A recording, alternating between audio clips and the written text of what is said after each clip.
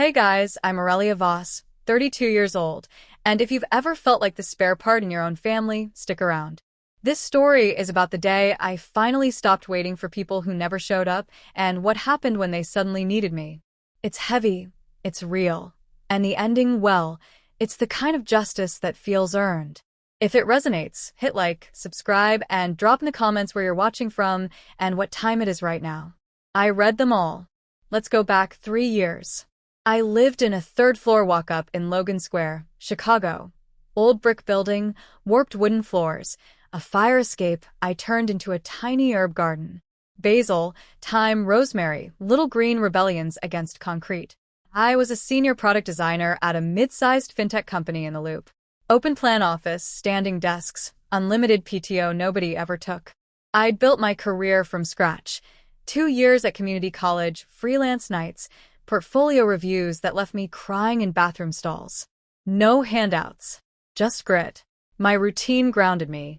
Sunrise runs along the 606 trail, black coffee from the Polish deli on the corner, Thursday game nights with my ride-or-die friend Mia Torres. She's an ICU nurse who could spot bullshit from a mile away. My family lived out in Naperville. Sprawling brick house, 3-car garage, lawn that looked like it got Botox. My dad, Victor Voss, was the sun, everything orbited. Quiet authority, unquestioned. My mom, Elaine, kept the orbit smooth. And then there was my younger brother Ethan, 2 years behind me, but light years ahead in their eyes. Ethan, Northwestern grad, dad's check covered what the merit scholarship didn't. 6-figure consulting job, engaged to Sophia, the kind of girl who color coordinates her planner. Their wedding became the family religion. Every conversation, cake flavors, honeymoon destinations, custom monograms. My mom had a 600-pin Pinterest board. My promotions? A quick, proud of you text. Ethan's new title? A catered backyard dinner. Then the Tuesday that split my life in two. I was deep in a user flow, rain drumming the window, when my phone buzzed, unknown number. Ms. Voss? This is Dr. Elena Marquez's office. Your biopsy results are ready. We need you in tomorrow, 9 a.m. The screen blurred. My pulse thumped in my ears. The office suddenly smelled like burnt coffee and panic. Next morning, exam room, fluorescent hum, paper crinkling under me, antiseptic sting in the air. Dr. Marquez's voice was steady but kind. Stage 3 ovarian cancer. It's aggressive. We start chemo next week. The words landed like bricks. I floated out of my body, watching this woman in a gray sweater absorb news that belonged in someone else's story. Survival stats. Port insertion. Side effect pamphlets. My mouth moved, asked questions, but inside I was screaming. Support system? She asked softly. I pictured Mia, drowning in 12-hour shifts. Coworkers who were nice but not close. Then, stupidly, I pictured Dad. Because when the ground disappears, you reach for the person who's supposed to catch you, even if he never has. I left numb. Sat on a bench outside, wind slicing through my coat. Hands trembling, I called him. 4 rings. Aurelia? Make it fast. I'm on a call. Dad, it's cancer. Stage 3. Chemo starts next week. I'm terrified. Long silence. Keyboard clacking. A door shutting. Aurelia, Ethan's wedding is in 5 months. Your mom and I are buried. Caterers, photographers, deposits. We can't handle extra right now. I stopped breathing. Dad. Cancer. You're strong. Always have been. You'll manage. We have to focus on what's already on the plate. Click. He was gone. I sat frozen until my fingers went white. Then I opened my Photos app, screenshot the call log, 3:14 duration, and dropped it into a folder I named, simply, Proof. That was the moment the loneliness became official. That phone call with Dad was the last time I reached out for help. I didn't beg. I didn't scream. I just accepted it. The folder called Proof started small, 1 screenshot, but it grew fast. First chemo day came too soon. The infusion center was on the 7th floor of Northwestern Memorial. Bright white walls, rows of recliners like lazy boy thrones, each with its own 4-pole, and a little TV screen nobody really watched. It smelled like saline and hand sanitizer, with that faint metallic tang of whatever poison they were about to pump into me. I checked in alone. Sat in chair 14. The nurse, Maria, was gentle, silver hair in a neat bun. She accessed my new port, taped it down, started the pre-meds. "First time?" she asked. I nodded. My throat was too tight for words. "Most people bring someone," she said softly. "Family, friend, anyone." I looked around. Chair 9, older man, wife feeding him ice chips and murmuring stories. Chair 3, young woman, best friend holding her hand through the nausea wave. Chair 17, teenager, mom reading from a worn paperback. Chair 14, me. Just me and my phone. The drip started. Cold spread up my arm like frostbite in reverse. I texted mom. "Chemo starting now. Kind of scared. Sent a photo of the 4 bag for proof." 6 hours later, after I'd thrown up twice in the bathroom stall and driven home shaking, I got her reply. "Hang in there, sweetie. We're at the cake tasting with Sophia and Ethan. Vanilla with raspberry filling or lemon with buttercream. Thoughts?" I stared at the screen until it blurred. Then I screenshot it, added it to the folder. Typed back, "Vanilla sounds nice." I didn't tell her I couldn't keep water down. Didn't tell her the anti-nausea meds barely touched the sickness. What was the point? Rounds 2 through 6 blurred together. Hair started falling in the shower. First a few strands, then clumps that clogged the drain. I shaved it off myself one Sunday night, standing in front of the bathroom mirror with clippers buzzing. Watched blonde piles collect on the tile like fallen leaves. Cried so hard I couldn't see the razor when I finished. Mia found out by accident. She came over after shift to drop off soup and saw the bald head under my hoodie. "Why didn't you tell me sooner?" she asked, voice cracking. "I didn't want to be a burden." She hugged me so tight I could feel her heartbeat. "You're not a burden. You're my family." From then on, Mia became my person. She sat with me during infusions when she could swap shifts. Brought ginger candies for the nausea. Held my hand when the steroids made me wired and weepy at 3 a.m. She never once made me feel like an inconvenience. Meanwhile, the wedding machine rolled on. I saw the photos on Instagram. Ethan in a charcoal tux, Sophia in ivory lace, mom dabbing her eyes with a silk handkerchief, dad beaming like he'd won the lottery. Caption: "Our hearts are full today." I didn't comment. Just screenshot it. Added to the folder. Medical bills started piling up next. Insurance covered most, but deductibles, copays, the non-preferred anti-nausea drugs, it added to $52,000. I sold my old Honda Civic. Canceled streaming services. Ate ramen and peanut butter for weeks. Desperate, I texted Dad one last time. "Dad, the bills are overwhelming. Can I borrow some money? I'll pay it back, I swear." 2 days later. "We just finished paying for Ethan's wedding, $92,000 total. No extra right now. Try a personal loan. Your credit's decent." Screenshot. Folder. Done. I took the loan at 15% interest. Signed my future paychecks away for years. But I was still breathing. And somewhere in the middle of round 5, lying on my bathroom floor at 2 a.m., shaking, sweating, tasting bile, I realized something cold and clear: they weren't coming. Not ever. Not for me. That was when the folder stopped being a habit and started being a plan. The wedding happened on a perfect June Saturday, sunny, 78 degrees, not a cloud in the sky over Naperville. I know because I checked the weather app obsessively that morning while lying in bed, too weak from round 6 to even sit up without the room spinning. I wasn't invited. Not officially. No save the date, no sister of the groom roll, no text asking if I could make it. Just a casual group family chat message 2 weeks before: rehearsal dinner Friday, ceremony Saturday at St. Mark's, reception at the country club. Dress code cocktail attire. I didn't reply. What was there to say? Can't make it, chemo has me throwing up blood this week? Instead, I refreshed Instagram like a masochist. Sophia's account went live first, golden hour photos in her gown, lace sleeves, cathedral train, veil like spun sugar. Ethan looking polished and proud. Mom in periwinkle silk, tears artfully shining.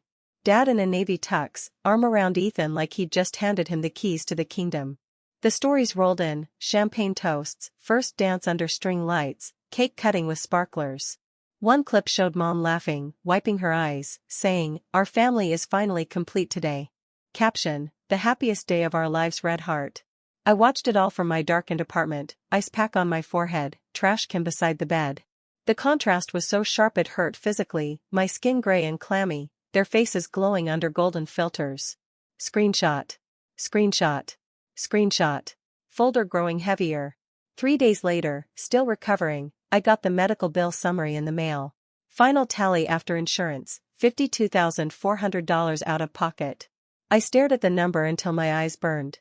That was rent for years, groceries for decades, a down payment on a life I might never get to live. I tried one more time. Called Mom directly. She picked up on the 4th ring. "Hi sweetie. We're still on a high from the wedding. Sophia's honeymoon photos are stunning." "Mom," I interrupted, voice raspy from vomiting all night. "The bills, they're more than I can handle. I need help. Just a loan. Please." Silence. Then a soft sigh. "Oh, honey. We just drained the savings for the wedding. Ethan wanted everything perfect. We're tapped out right now. Have you looked into payment plans? Or maybe crowdfunding? People do that for medical stuff." I closed my eyes. "I already have a loan. Interest is killing me. We'll pray for you, okay? You're so strong. Love you." She hung up first. Screenshot of the call log. 4 minutes, 22 seconds. Added to proof. That night was the worst. Round 7 side effects hit like a freight train. I woke at 1:47 a.m. on the bathroom floor, shaking uncontrollably, teeth chattering, stomach convulsing even though nothing was left to come up. My scalp itched where the last wisps of hair clung. I crawled to the sink, splashed water on my face, saw a stranger in the mirror, sunken cheeks, hollow eyes, no eyebrows. I dialed Mom again. It rang 8 times. Voicemail. Again. Voicemail. At 2:19 a.m., I texted Mia, "I think I'm in trouble. Can't stop shaking." She arrived in 35 minutes, still in scrubs, hair in a messy bun, eyes wide with worry. She didn't ask questions. Just wrapped me in a blanket, sat on the cold tile, held my head over the toilet when the dry heaves came back. Stayed until dawn, forcing sips of electrolyte drink between episodes. Mom called back at 11:14 a.m. "Sorry, sweetie, phone was on Do Not Disturb. We were at brunch with the newlyweds. Post-wedding glow up. What did you need?" I looked at Mia brewing tea in my kitchen, then at my reflection, bald, fragile, alive against all odds. "Nothing," I said. "It was nothing." She sounded relieved. "Okay, good. Call anytime. Love you." Click. Screenshot.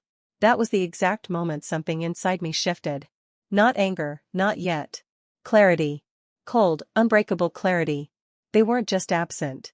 They had chosen absence. Every single time. And I was done pretending it was anything else. 3 years passed like a slow bleed. I finished chemo. Lost the weight, the hair, the illusions. Gained scars, strength, and a quiet fury that never quite left. Scans came back clear. No evidence of disease, Dr. Marquez said, smiling for real this time. I walked out of that office, sat in my car in the parking garage, and cried until my chest hurt, not from grief, but from the sheer shock of still being alive. Life rebuilt itself piece by piece. Promotion to lead product designer, then creative director. New apartment in Lincoln Park, big windows, view of the lake on clear days, space for a fiddle leaf fig that somehow survived my black thumb. Mia and I still did Thursday dinners, now with her girlfriend Lena, a pediatric resident who could make even hospital stories funny. I started dating again, cautiously. Met a guy named Theo, high school English teacher, dry humor, steady presence. He knew my history. Never once asked me to move past it. Just showed up. My family? Radio silence mostly. Birthday texts. Holiday emojis. Nothing deep. I'd made my peace, or at least a truce, with the distance. Then the call came. A Thursday evening in early fall. I was sautéing garlic, windows open to the cool air, when my phone lit up. "Dad." I stared at it. The garlic sizzled. I answered. "Aurelia." His voice was thinner, unsteady. Not the iron command I remembered. "I need to see you. Dinner at the house this Sunday. Your mom, Ethan, Sophia." We have to talk about the future. No, how are you? No, we miss you. Just need. What's going on? I asked. Long pause. Background murmur, Mom's voice, muffled. Parkinson's, he said finally. Early stage. But progressing. Doctors say I'll need help soon. Long term. I leaned against the counter. The garlic smelled sharp now, almost burning. I want the family together, he continued. We need to figure out care. You're the logical choice. Logical. Like I was inventory. I said yes before I could think too hard. Hung up. Turned off the stove. Sat on the floor with my back to the cabinets and stared at the wall. I called Mia that night. You're actually going? She asked. I need to hear it from their mouths. See their faces when they ask me to drop my life for them. Bring the folder, she said quietly. Not to use it like a weapon. Just to remember who they really are if they try to gaslight you. I hadn't opened proof in over a year. That night, I did. Scrolled through years of receipts, ignored texts, unanswered 2 a.m. calls, visitor logs with 0 entries across 38 infusions, the loan rejection screenshot, wedding photos captioned family complete while I vomited alone. Sunday arrived. I dressed deliberately, charcoal trousers, cream blouse, the soft gray wool scarf I bought myself after 1-year remission. Armor, not vanity. The drive to Naperville felt longer than it should. Same white colonial, black shutters, manicured lawn. Warm light spilled from the dining room windows. I could see silhouettes moving, Mom setting the table, probably with the good china. I sat in the car for 10 minutes. Breathed. Texted Mia, here. Wish me strength. Her reply, you survived worse than dinner. You've got this. I walked up the brick path. Rang the bell. The same 3-note chime echoed through 30 years. Mom opened the door.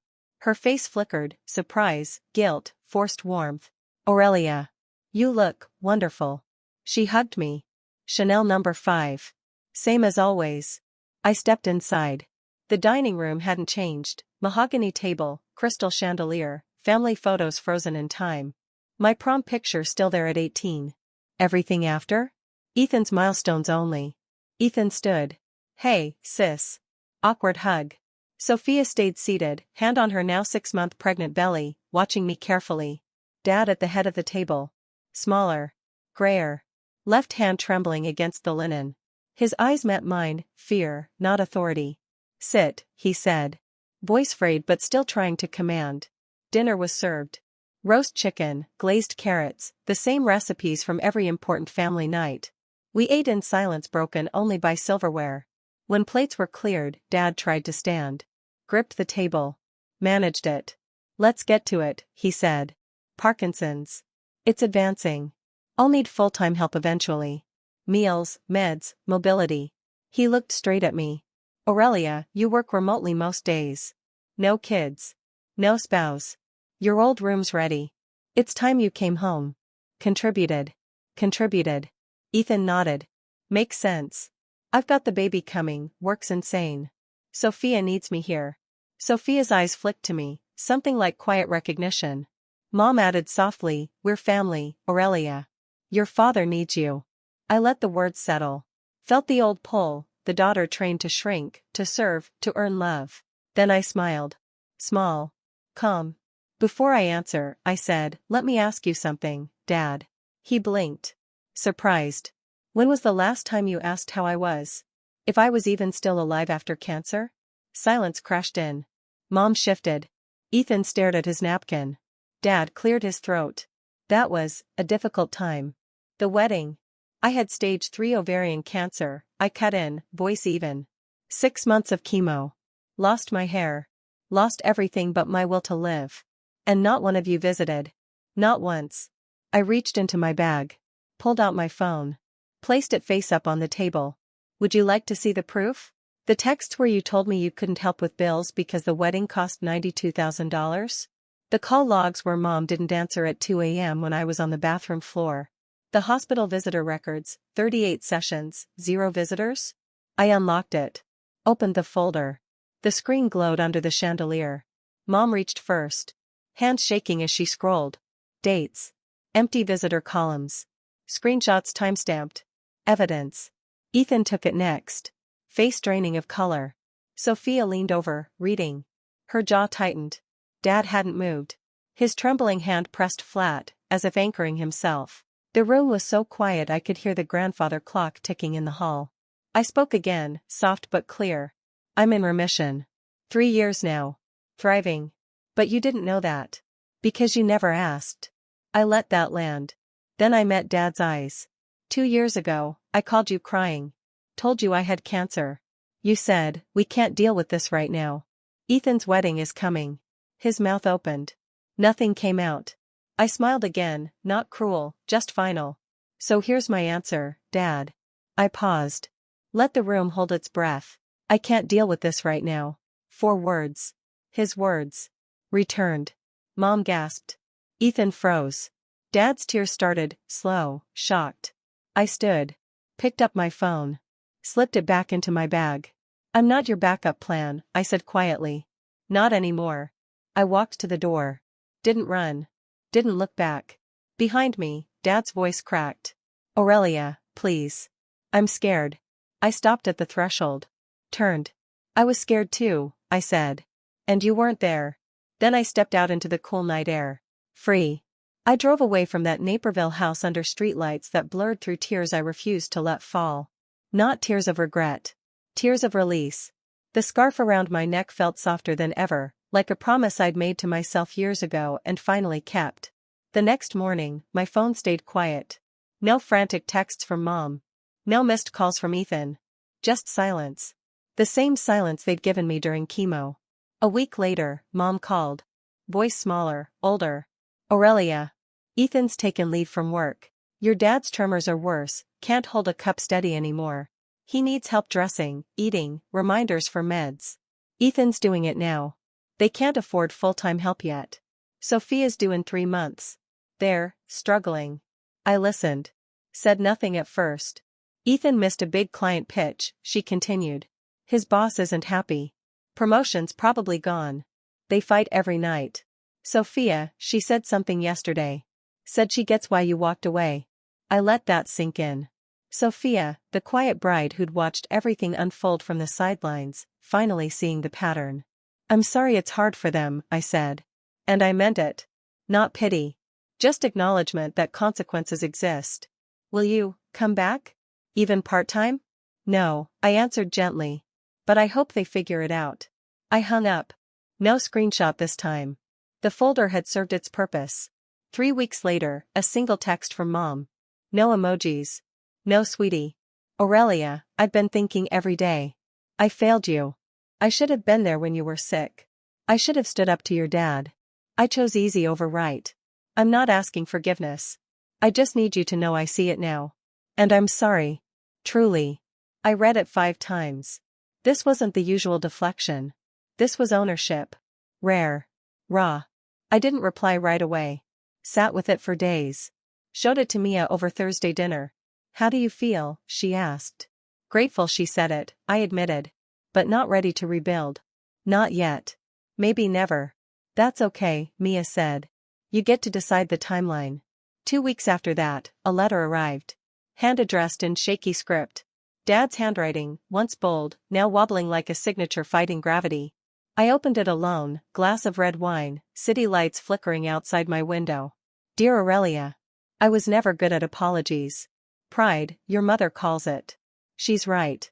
I chose your brother's wedding over your life. I told myself it was timing, priorities, family tradition. Lies. I was selfish. Scared of disruption. I left you alone when you needed me most. You survived without us. Became stronger than I ever was. I see that now. Parkinson's is taking pieces of me every day. But losing you hurts more. I'm not asking you to come back. I don't deserve it. I just wanted to say, I'm sorry. And I'm proud of the woman you are, without any help from me. If you still let me call myself your father. Dad. Victor. The paper trembled in my hands, not from my shaking, from his. I folded it. Put it in a drawer next to the old folder. Didn't burn it. Didn't answer it. Just let it exist. 6 months later, still cancer-free.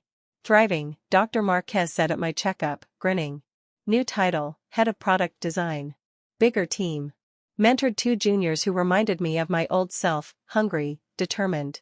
Theo and I were serious, weekend hikes, quiet dinners, him showing up every time he said he would. Mia and Lena got engaged.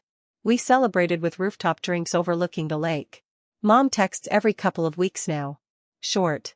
Thoughtful. I reply sometimes. We're not close. But we're civil. A bridge, maybe. Or just two shores acknowledging each other. Dad's care is professional now, part-time aid from his retirement savings. Ethan visits more out of necessity than love. Sophia had their daughter. Named her Lila. I sent a card. Nothing more. If you're still watching, this is for you. Maybe you're the one lying in a hospital bed, phone silent, family too busy to show. Maybe you're wondering if you're too much, too needy, too broken for love. You're not. Some people will never show up. Not because of you. Because of them. You're allowed to stop waiting. Allowed to keep receipts, not for revenge, but for your own truth. Allowed to say no when they only call because they need something. Allowed to build family from the people who choose you every day. Those 4 words, "I can't deal with this right now," weren't cruel. They were honest. A mirror held up to the exact words they gave me when I was dying. Sometimes the kindest thing you do for yourself is walk away. And sometimes, walking away is the moment you finally start living. I'm Aurelia Voss. Cancer survivor. Boundary setter. Woman who learned family isn't blood, it's who stays through the worst nights. If this story hit you, drop a me too in the comments. Or tell me, have you ever had to draw a hard line with family? What happened? Thanks for staying till the end. Take care of yourself. You deserve people who show up. Hit subscribe if you want more real stories like this. See you in the next one.